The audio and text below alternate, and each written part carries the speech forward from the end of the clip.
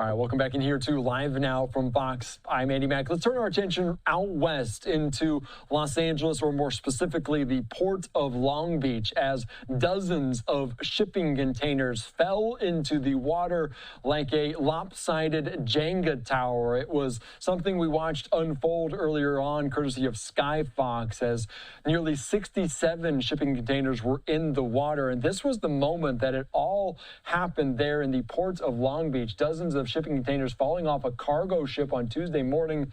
Authorities, including the U.S. Coast Guard, local fire, police, responding to the scene around 9 a.m. Officials say at least 67 containers from the Mississippi vessel tumbled overboard into the water. The Long Beach Fire Department used boats to corral the containers that didn't sink. And of course, this is video and some security camera video of the moment in which this happened. And still some containers, I imagine, at this hour pretty perilous aboard that vessel. Let's be joined right now by maritime expert, friend of the program, Sal Mercogliano. Sal, thank you so much for joining us. And it's interesting to see this happen. You usually don't get a glimpse of this. What happened? How did these containers get lopsided and fall off this vessel? Thanks for having me, Andy. This is something we don't tend to see, especially in ports. I mean, about annually, anywhere from about 1,300 to 1,500 containers fall off vessels, but usually it's out at sea, usually due to bad weather. I mean, this was not the conditions we had in the port of Long Beach. This vessel had just come in from Yantian. She was operating under the company Zim. Very small ship, about 5,500 containers on board. And what we do know is it was those back containers, those aft containers, are the ones that collapsed first.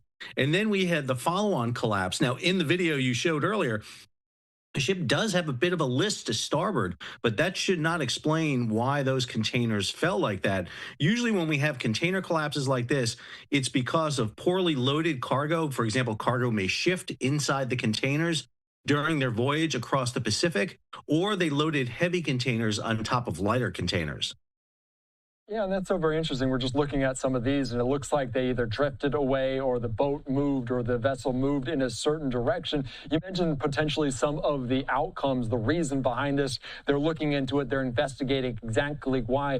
You mentioned the waves. You mentioned potentially the issue with the stacking. Is it kind of human error potentially? It is a problem because one of the things that happens is when we load containers on ships, we don't always have accurate weights.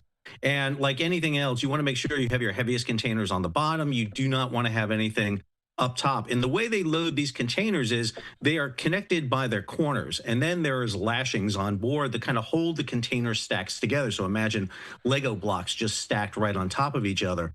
They throw those lashings off when the ships come in. And so that ship had the lashings thrown off. They were ready to start cargo operations. Unfortunately, what we had was that movement.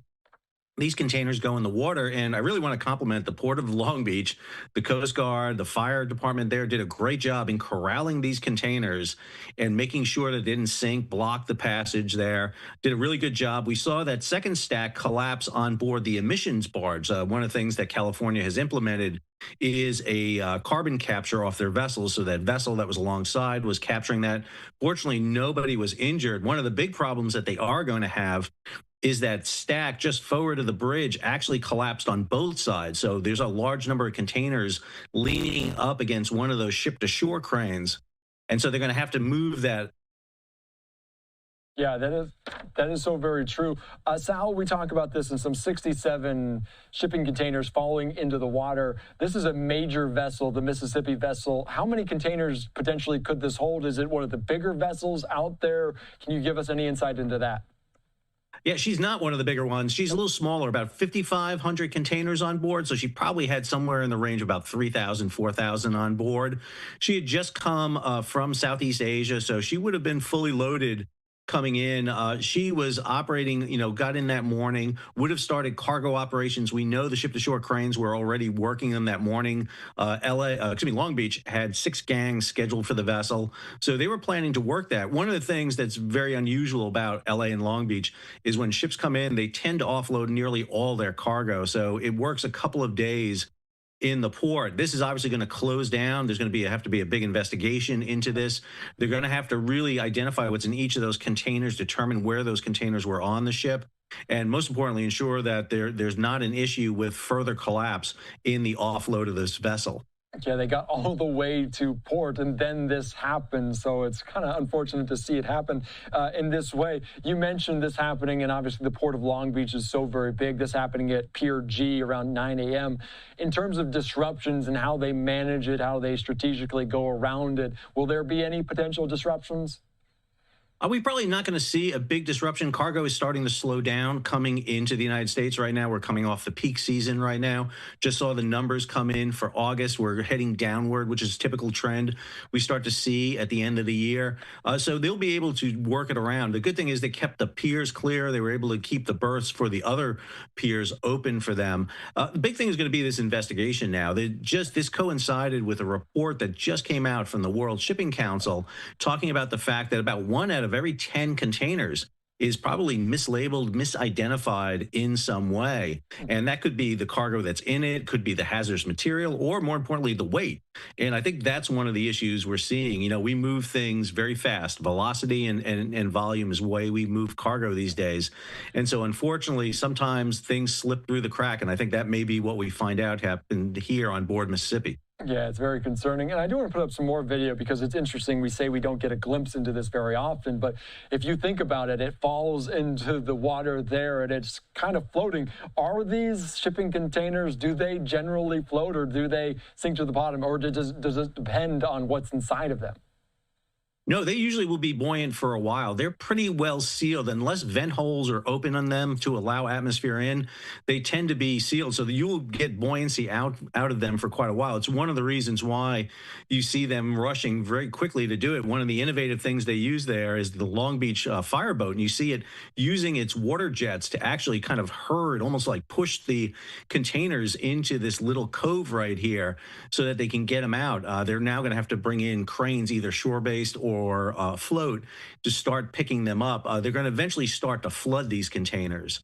And that's going to be a big problem. One of the things you saw floating around in the water was a lot of the products that come into LA and Long Beach. We saw clothing, we saw furniture, housewares. That's very typical of what you see. And remember, you usually see the lighter containers on the outside and upper areas of the ship where this collapse took place. Fortunately, again, none of the crew, none of the longshoremen were in a way hurt in this or down on the emissions barge. Yeah, and obviously you see potentially some shoes there just floating about. How do they fish them out? You mentioned some of the cranes that have to come in, and I imagine they have to prepare in at least some way to ship containers out to the event that this does happen. Will they have to bring in cranes? How do they do that?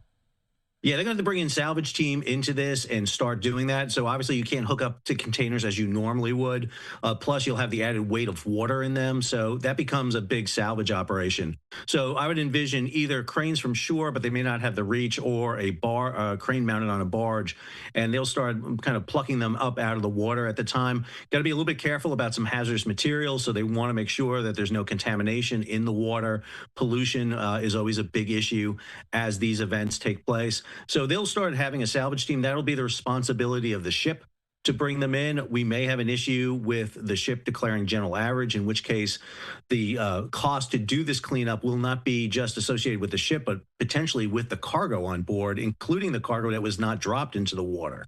All right, very good. I know you reiterated, you talked about it off the top, that we generally don't see this, but this happens at least somewhat frequently, not at port like we mentioned. How frequent does this happen, though, as shipping containers go overboard? Yeah, we've been seeing it fairly regularly right now because of the ships diverting around Africa. They're hitting a lot rougher weather than they normally do.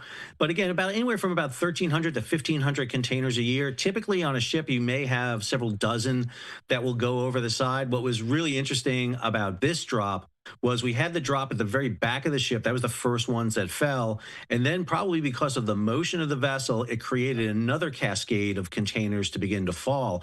And that's something we see on containers. One of the things is once you have an instability in the ship, it can actually resonate throughout the vessel. And we had a vessel a few years ago, the ONE Apis, which had a catastrophic failure of containers. I mean, it was a massive collapse, somewhere in the range of 2,000 to 3,000 containers. Yeah, so it's very dangerous, obviously. And fortunately, this actually wound up the majority of these containers went in the water and away from anyone, and which just could have been catastrophic. Each of those containers could weigh anywhere from 5 to 20 tons. Yeah, and obviously no injuries reported at this time. Sal, are we missing anything? Is there anything else that you would like to know about this story? It's so very fascinating to dive into this, and I guess I don't think about all these maritime examples, but we talk to you kind of frequently.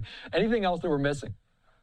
Yeah, I'm really interested to when the NTSB, because it will be an NTSB investigation, goes on board to discuss whether or not the vessel was having any stability issues. Again, looking at that earlier video, it looked like the ship had a bit of a list to starboard. Was there any motion in the vessel that kind of could have triggered this from happening? And then it's going to take a long time to go back in and determine what's in each of these containers, the weights, and determine whether or not there was a misloading of the vessel somewhere over on the Asian mainland before this vessel came over. Again, we're moving a lot of containers, a lot of cargo very quickly. We bring in somewhere in the range of over 2 million containers a month into the United States. And we're just lucky that this does not happen more often than it does. All right, very good. Sal, thank you so much for your perspective. It's fascinating insight as this happened, this shipping container catastrophe there in the port of Long Beach. Thanks again. Thanks for having me, Andy.